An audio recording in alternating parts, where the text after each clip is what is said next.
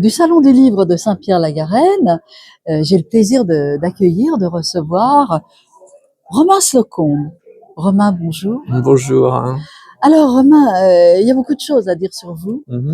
Et ce qui nous interpelle aujourd'hui, c'est votre ouvrage paru chez Robert Laffont, Les Revenants de l'inspecteur Sadorski. Moi, il y a une chose qui m'a vraiment frappée dans cette histoire, c'est que vous êtes allé un peu à l'encontre des autres auteurs qui, vous auriez pu, disons, pour résumer ma pensée, choisir l'autre versant de l'histoire, c'est-à-dire prendre un héros, on peut le dire, persécuté, et vous avez pris le bourreau comme héros principal. Oui, parce que... Et c'est intéressant, justement. En fait, je suis un grand lecteur de Maigret, des romans de Simenon en général, et je voulais faire un anti-Maigret dans la mesure où on effleure la guerre chez Simenon, mais on ne voit jamais Maigret, par exemple, faire une enquête sous l'œil des Allemands. Absolument. Alors que il est quand même flic, il est au quai des Orfèvres pendant la guerre, oui, c'est pas rien. dans Paris occupé, voilà. On aurait aimé voir ça.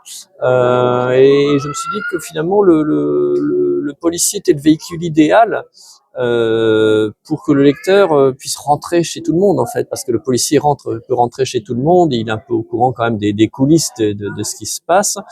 Et puis plutôt que de prendre un policier résistant, ce qui est un peu habituel comme procédé, disons que c'est très usité. Oui, ou une victime de la répression des occupants.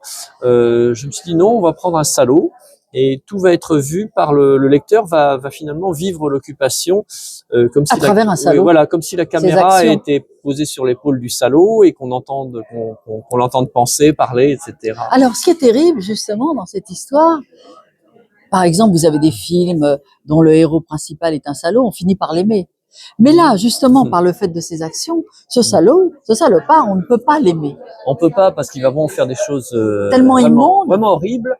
Mais quelquefois, il a des éclairs d'humanité, ou alors il va rencontrer quelqu'un de pire que lui, comme il y a un officier de la Gestapo, par exemple, qui fouine, qui menace d'arrêter, qui cherche la jeune juive qui protège quand même, parce qu'il protège une jeune juive, Sadorski. Et à ce moment-là, on est du côté de Sadorski, et où en tout cas, et quand même il a des ennuis, il risque d'être arrêté, etc. On est assez épaté par sa faculté de rebondir. Voilà, il se débrouille, il utilise souvent des faux noms, il est rusé, donc on ne peut pas s'empêcher d'être un peu admiratif devant cette présence d'esprit qu'il a. Et puis cette ambiguïté. Voilà. Et puis on s'inquiète aussi pour ses victimes éventuelles. Donc on veut savoir ce qui va leur arriver. On a peur justement que, un petit peu comme Guignol, où on voit le gendarme qui arrive par la gauche avec sa matraque, et les Guignol le voient pas, les enfants crient attention, attention derrière toi. Et donc il y a ce type de suspense qui s'exerce dans cette série de l'inspecteur Sadorski. Alors il y a quelque chose qui me paraît important, c'est on peut dire que vous vous êtes inspiré d'un personnage, ce qu'on appelle un collabo, un policier véreux qui s'appelait, d'où la finesse, parce que votre personnage c'est Sadorski et lui c'était Louis Sadowski. Oui, tout à fait. J'aime bien changer le nom. Quand un personnage, dans mes romans, il y a des personnages réels qui vont apparaître, je vais pas changer le nom d'un personnage historique, mais quand ce sont des personnages qui ont existé, mais à qui je vais faire des choses qui n'ont pas forcément faites, voilà, je suis obligé de changer le nom un peu. Et à partir du moment où j'ai changé une ou deux lettres dans le nom, tout à coup, je gagne une liberté formidable, parce que je peux lui faire des choses qu'il n'a pas faites, et il est à la fois un personnage de fiction, mais il est très étant proche de quelqu'un qui a existé. Il va s'occuper d'affaires qui sont réelles, il va intervenir dans un contexte tout à fait réel, et le lecteur va finalement être persuadé qu'il y a quand même quelque chose de très très vrai dans ce qu'il lit, que c'est pas entièrement de la fiction. Alors, quand vous écrivez justement ce type de roman, qui est un roman très fort, est-ce qu'à l'écriture et à la vue des monstruosités que vous lui faites accomplir, est-ce que vous souffrez? Alors, disons que l'auteur lui-même est quand même assez blindé.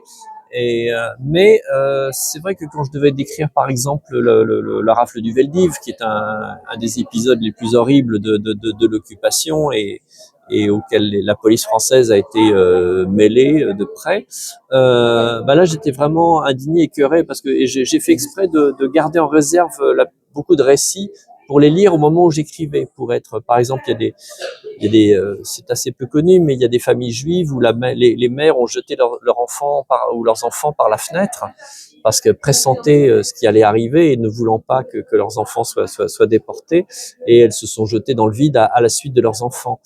Et au point que les policiers ont reçu des consignes plus tard dans la journée de surveiller les gens, de fermer Pour les les fenêtres, empêcher de sauter. ouais, de les empêcher de sauter. C'est terrible. Voilà. Et quand on lit ce genre de choses, bon ben on est retourné, ouais, là. On est retourné, c'est le mot juste. Et d'ailleurs, à un moment donné, la femme de Sadorski va assister à quelque chose comme ça. Sadorski aussi, dans un autre quartier. Et le lecteur aussi est totalement épouvanté. Donc ça, c'est vrai que c'est quelque chose qui m'a atteint, enfin, personnellement. C'est un peu comme un acteur de cinéma, un comédien qui va jouer un rôle très éprouvant et qui s'immerge tout le temps du tournage et qui a du mal à sortir de son personnage le soir venu. Et je pense que pour un écrivain, un auteur tel que vous, ça doit être la même chose, justement, parce que l'écriture, me semble-t-il, est un monde parallèle dans lequel on entre par le biais de la plume. Et fatalement, si vous écrivez, vous le vivez. Alors, peut-on aborder justement, parce qu'évidemment, il y a toujours quelque chose qui vous amène à écrire un type d'ouvrage ou un autre, une histoire. Est-ce qu'on peut évoquer le personnage de votre grand-mère? Oui, parce que c'est à partir du moment où j'ai découvert, j'avais une grand-mère russe, ma grand-mère maternelle, et pour moi c'était, et pour mon père aussi, c'était l'aristocrate.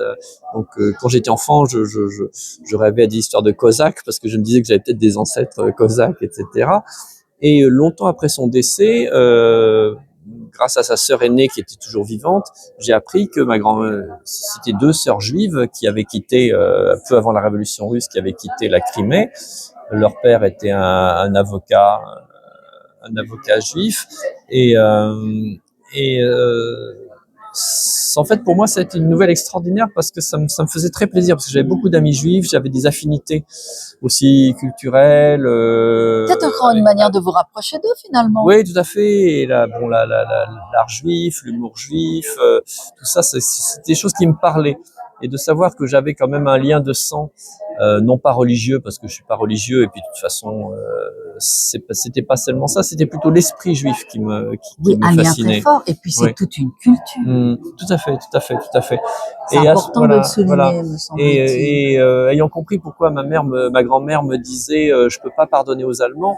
Et c'est vrai que je me suis dit, à ce moment-là, vous aviez l'explication. Oui, voilà, et j'avais l'explication, et que je pouvais finalement faire quelque chose à propos de ça, et montrer comment la société, enfin comment l'administration française plutôt avait agi d'une manière immonde, avait précipité finalement. Il y a eu beaucoup de gens aussi, de ceux qu'on appelle les justes, qui ont sauvé des gens, mais il y avait tout de même une ambiance terrible au niveau de l'administration, ce qu'on appelait l'antisémitisme de bureau. Voilà, et qui précipitait les gens finalement. Le bout du chemin, c'était à Auschwitz, parce que un fonctionnaire impitoyable appliquait le règlement. Est-ce qu'on peut dire aussi que c'est un devoir de mémoire, finalement, à la lumière de ce que vous avez découvert? Je pense que ça appartient à ce que l'on appelle le devoir de mémoire, et aussi le devoir finalement de raconter ça d'une manière honnête et réaliste, c'est-à-dire que de ne pas mettre ça dans les clichés, les histoires comme le film La Rafle, toutes ces choses-là. Il faut également montrer les choses comme elles étaient vraiment. Il faut expliquer, et aussi si on veut que ça ne recommence pas, justement, il faut pousser les gens un petit peu à réfléchir. Surtout à l'époque qu'on vit actuellement, avec tous les excès qui se passent en ce moment. Et alors, on peut dire aussi, vous avez une forme d'écriture qui vraiment interpelle, et qui a interpellé Pierre Lemaitre. Ah oui, il aime bien ma série Sadowski. Il aime beaucoup votre écriture. Il avait dit quelque chose de très fort à ce sujet. Oui, mais il a mis le personnage de Sadowski dans son dictionnaire amoureux du polar. Hein. Voilà, il avait décrit comme une des aventures littéraires les plus étranges et et ça c'est un terme qui m'interpelle, les plus décapantes de ces dernières années. Moi, j'ai envie de dire que vous êtes un écrivain qui ose. Oui, parce que je crois que c'est Norman Mailer qui disait ça. Si on n'a pas le droit de choquer, c'est pas la peine d'être écrivain. Et je pense qu'il faut pas avoir de tabou. De toute manière, moi, je suis plutôt un témoin. Enfin, disons que je retrouve beaucoup d'éléments de l'époque dans les archives, dans les témoignages, dans les journaux intimes de gens, et j'expose ce que je trouve, un petit peu ce que je mets au jour. Donc là, évidemment, si on commence à avoir des tabous, à se dire ah mais ça je peux pas le dire, ah bah alors là ça, on peut plus rien, voilà, on tue la création. voilà. Donc il y a des gens qui sont choqués, mais aussi des gens qui peuvent être reconnaissants de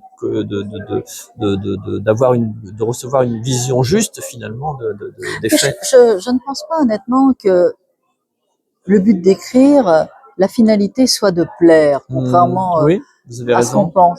Parce que sinon, l'écrivain tombe dans la normalité.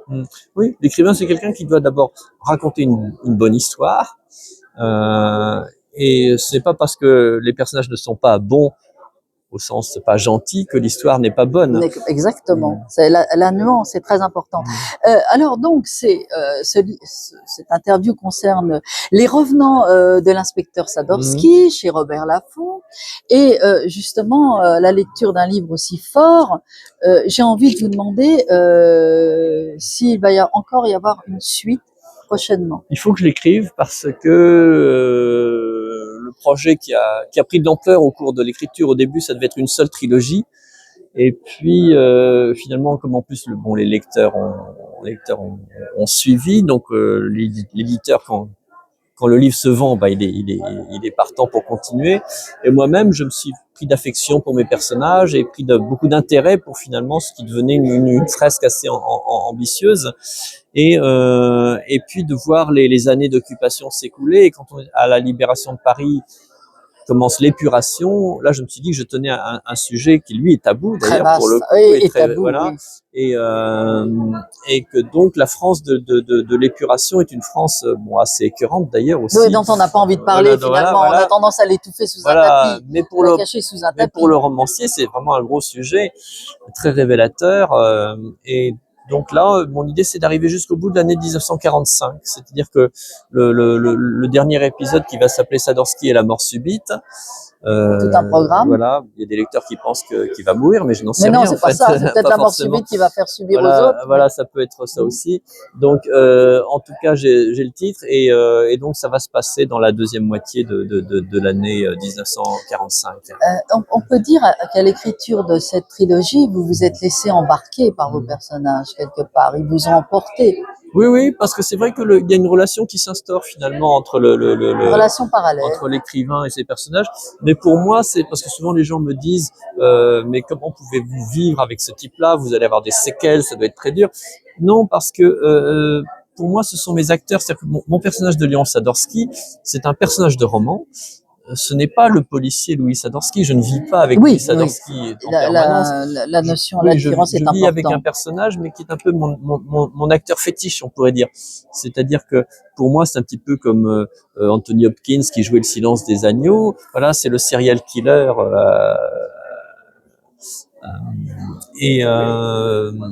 Donc le personnage est terrifiant, mais le metteur en scène et lui travaillent, ils ont des relations de travail, de tournage, enfin de tournage de film.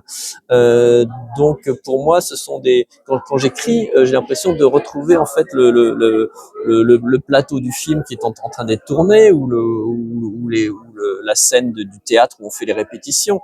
Et donc c'est mon équipe en fait, tous ces personnages. Absolument. C'est comme sur un tournage finalement, parce que on revient toujours à l'idée de création. Est-ce que une fois que vous aurez écrit justement ce futur roman, est-ce que vous envisagez parallèlement d'aller pas dans un autre type de roman?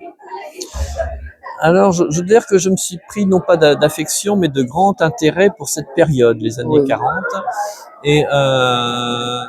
Et je suis plus à l'aise finalement avec une période qui appartient au passé que dans le présent. Parce que je m'aperçois finalement que ces personnages qui sont des Français, enfin les êtres humains de l'époque, c'est nous. Nous n'avons pas vraiment changé fondamentalement. La technique change, pas vraiment la mode change, à travers les époques. Mais les réflexes, les émotions sont toujours les mêmes. Donc je parle un petit peu de nous. Par contre, ce qui m'inquiète, c'est que au début, j'avais l'impression de parler justement de la guerre, du nazisme, du racisme, de déportation, des querelles entre gens, finalement comme si c'était un événement du passé et que j'essaie de l'empêcher que ça revienne. Donc j'avais mis l'avertissement du retour possible de la bête immonde, mais j'avais l'impression que c'était presque une coquetterie de dire ça, mais qu'on ne pouvait pas y revenir vraiment, ou en tout cas. Voilà. Et maintenant, je vois que dans les dernières années, je vois de plus en plus se redessiner finalement une sinistre architecture qui a vraiment causé des désastres épouvantables à l'époque dont je parle. Et on est assez mal barré si on continue on est très mal barré actuellement dans cette direction. Donc on pourrait dire qu'en plus d'être un auteur, vous êtes aussi un passeur de messages. Finalement, oui, ce sont pas des romans engagés, en tout cas dans leur but principal, mais je m'aperçois que finalement, il y a une transmission. Voilà, je peux transmettre, je peux donner des avertissements, je peux essayer de pousser les gens à réfléchir, à éviter justement de s'engager dans des chemins dangereux. Eh bien, Romain, nous encourageons les lecteurs à découvrir ce roman. Je vous souhaite une longue vie de romancier qui est déjà... J'ai produit pas mal. Qui est déjà très illustre, puisque vous avez toujours commencé très fort et je crois que ça fait partie de votre personnage. Et je vous remercie de votre venue. Non, c'est moi pour vos questions et cette interview. Ça m'a beaucoup intéressé. Merci infiniment, Romain. Merci à vous, Evelyne. Merci à vous.